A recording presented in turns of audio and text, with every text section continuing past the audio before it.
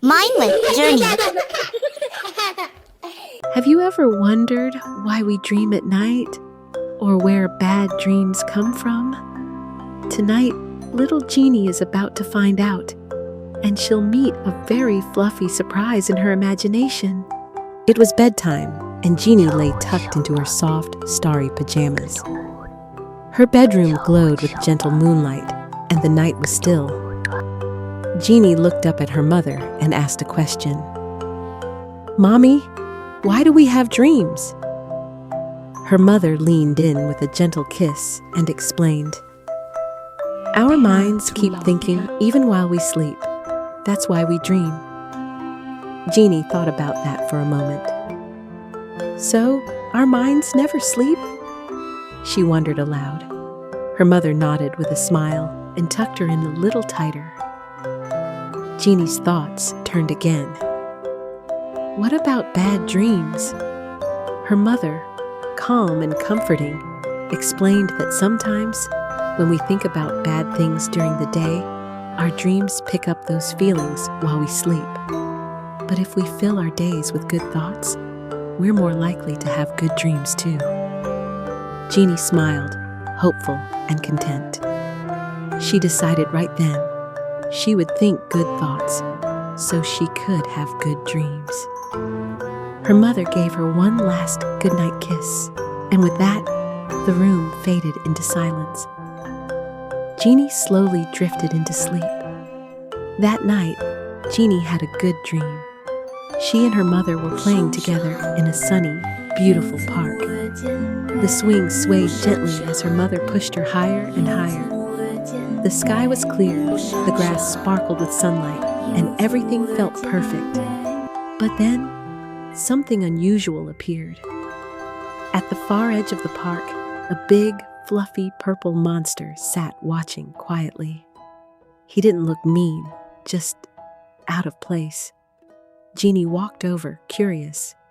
She asked why the monster was in her good dream. The monster replied, "Maybe this isn't a good dream." But Jeannie shook her head and said it was. She was with her mother. They were playing. They were happy. The monster thought about this. Then, with a soft smile, he said he'd leave her alone, at least until another dream. Jeannie returned to her swing, smiling up at the sky. She felt safe. She felt peaceful, and the dream faded into light.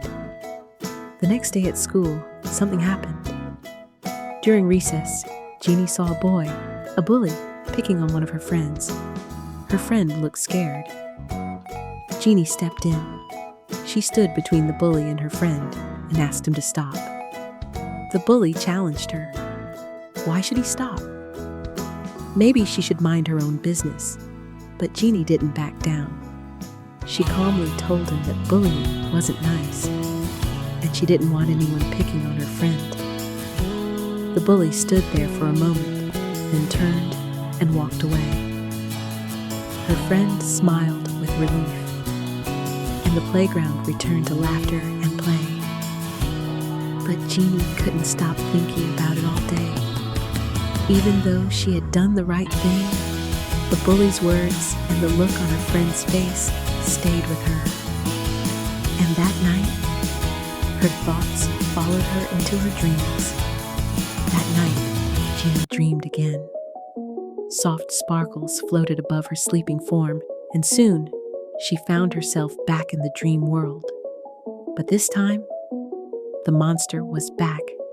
He stepped out from the shadows of the dream park. His eyes glowed softly, and his giant fluffy body swayed gently as he moved closer. He spoke again, but Jeannie wasn't scared. She stood tall and told him he couldn't scare her anymore. The monster tilted his head.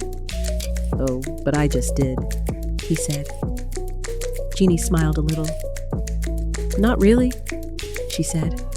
"Once I realized who you were, you didn't scare me at all." The monster sat down beside her, thoughtful. He reminded her, "If you think about bad things, I'll be in your dreams." Jeannie nodded. She remembered, but she also told him something important. She didn't want her friend to be bullied.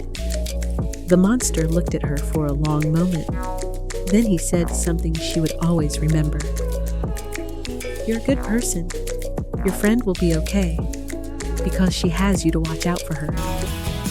Jeannie looked puzzled. "What are you trying to say?" The monster smiled warmly. "You don't need bad dreams anymore." And with that, he faded into stardust, softly and gently, like a sigh on the wind. Jeannie beamed with joy. "Thank you so much," she whispered. From that night on, Jeannie never had a bad dream again. She always tried to help others, no matter what. Because kindness during the day can lead to peaceful dreams at night. Sometimes scary dreams come from the worries we carry. But when we fill our minds with kindness, courage, and good thoughts, even the monsters become our friends. Just like Jeannie, you can chase away bad dreams with a brave heart and a kind mind.